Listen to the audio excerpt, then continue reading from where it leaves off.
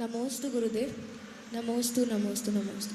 गुरुदेव, कभी कभी होता है कि सामने वाले से हमारी लड़ाई हो जाती है या हम उसको कुछ उल्टे सीधे शब्द बोल देते हैं, तो उस टाइम तो हमें अपनी अपनी गलती नहीं दिखती, बट मेन टाइम हमें अपनी गलती का रियलाइजेशन हो जाता है, जिसके लिए हमको बुरा भी फील होता है। तो उसको जब हमको सॉरी फील हो रहा है तो हम उस सामने वाले को एक्सप्रेस नहीं कर पा रहे, हम उसको सॉरी नहीं बोल पा रहे, जबकि हमको पता है कि हमने गलती करी। तो हम अपने आप में ही उससे क्षमा मांग लेते हैं, भगवान जी के सामने क्षमा मांग लेते हैं, क्योंकि हमें उससे मांगने में कहीं ना कहीं ईगो या फिर कहीं ना कहीं हमको ये लग रहा है कि फिर उसके सामने हम छोटे बन जाएंगे। तो ऐसे में क्या हम जो भगवान जी के सामने अपने मन में उससे क्षमा मांग लेते हो, क्या वो हमारी गलती का प्रायश्चित होता है या फिर नहीं होता?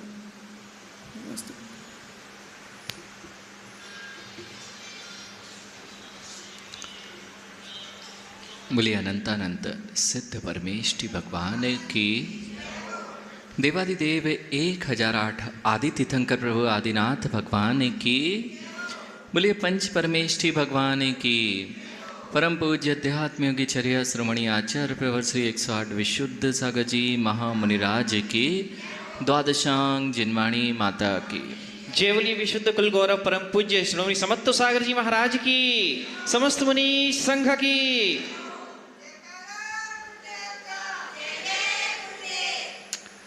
आपने कभी एक वाइट पेपर लिया है, वाइट पेपर, उस वाइट पेपर को फोल्ड कर देना, फोल्ड करने के बाद खोल देना। वाइट पेपर है, फोल्ड किया, फोल्ड करके फिर से खोल दिया। वैसे ही है ना वाइट पेपर कि सले रह जाएंगी, क्रम्पल हो जाएगा, सले रह जाएंगी। आपने वाइट पेपर लिया, उस पर पेंसिल से लिख दिया, उसके बाद आपने रबर ली, इरेजर लिया और उसको इरेज कर दिया। इरेज हो जाएगा ना कि कुछ रह जाएगा? कुछ इम्प्रेशन हमेशा रह जाएगा। जब हम रियल लाइफ में कुछ इम्प्रेशन हमेशा रह जाएगा।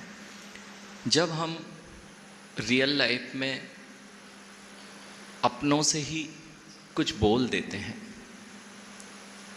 हम सबसे पहले कई बार इतना बुरा बोल देते हैं कि हम पेपर को फाड़ लेते हैं।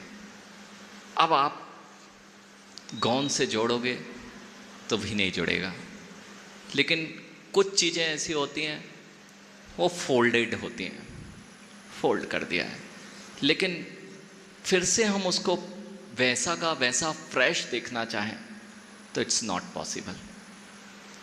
ऐसे ही आपका जो खोलना है फोल्ड को, वो है आपका रिग्रेट करना है, प्रायश्चित, अर्थात मैं पश्चाताप कर रहा हूँ कि मुझे ऐसा नहीं बोलना चाहिए।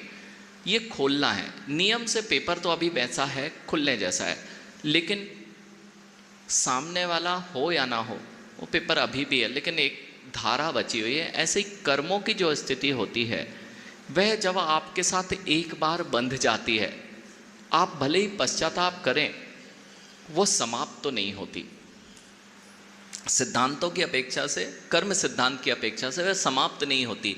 हाँ, उसमें अपकर्षण हो जाता है, हो सकता है, वह डिपेंड करेगा आपके भावनाओं पर और आपने जो कार्य किया था उससे जब कर्म बंधा था, क्या वह फाड़ने वाला कर्म था पेपर को? अगर फाड़ने वाला था तो आप पश्चाताप भी कर लेंगे तो वैसा नहीं जुड़ेगा आप जैसा आपका था। इसलिए जो कर्म बंध की प्रक्रिया है वह सूक्ष्म है। जिस समय जो क्रिया हो जाती है उसके साथ कर्म बंद हो जाता है।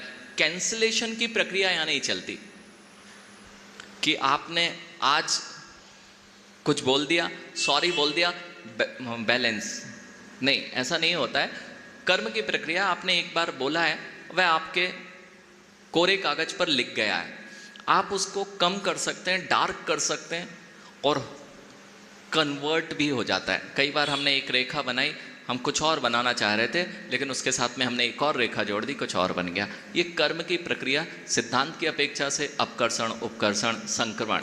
इसलिए जब आपने किसी को कुछ बोला, वह सामने नहीं है, जब सॉरी बोला, नियम से तुमने कुछ इरेज तो किया है, लेकिन इम्प्रेशन, कर्मों का इम्प्रेशन वहाँ पर है। अगर सामने बोला होता तो शायद इरेजर और अच्छा होता और इम्प्रेशन कम होता। आप वहाँ भी ईगो प्रॉब्लम को अपने सामने ले आए, इसलिए एक हाथ से आप कह रहे हैं मैं दवाई छोड़ूंगा नहीं, पेपर को खोलने नहीं दूंगा, और दूसरे हाथ से कह रहे हो नहीं खोल दूं। तो जब ईगोइस्टिक प्रॉब्लम और वह सामने उसके सामने क्षमा ना मांग के आप कह रहे हैं कि मैं पेपर खोल रहा हूँ, तो आप एक हाथ से दूसरी कषाय से उस पेपर को दबाए हुए हैं, वह खोलने नहीं दे रहे हैं। इसलिए यह जो सिचुएशन है यह कर्मों के साथ होती है। आपको करना ये चाहिए, हो गई है गलती, माफ़ी भी मांगिए, उससे मांगेंगे तो और जो ईगोइस्टिक प्रॉब्लम से कर्म बन रहे थे, और कुछ लिख दिया, पेन से लिख दिया, पेंसिल से लिख दिया, कम से कम उससे बच जाएंगे और आपके जो पुराने बांधे हुए कर्म हैं वह भी कम हो जाएंगे। इस प्रकार से ये प्रक्रिया होती है। और सबसे अच्छा है बोला ही ना जाए, अरे फोल्ड ही नहीं किया जाए और पेंसिल नहीं चलाई जाए तो काम बन जाएगा। उसके लिए मैं आपको एक मेथड बता देता हूँ। आप हमेशा पछताते हैं जब भी कुछ बोल देते हैं अपने पेरेंट्स से, अपने बच्चों से। आप ऐसा कीजिए, रात में एक एनालिसिस मीटर लगाइए अपने ऊपर कि सुबह से मैंने किस किस चीज़ पर गलत रिस्पॉन्स किया।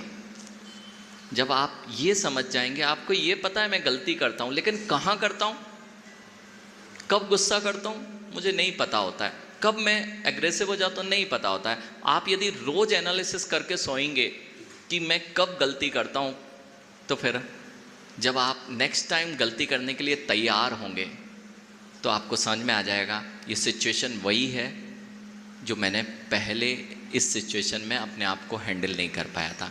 इसलिए यह प्रक्रिया अपनाकर किसी को गलत बोले ही नहीं, क्षमा मांगना ही नहीं पड़ेगी।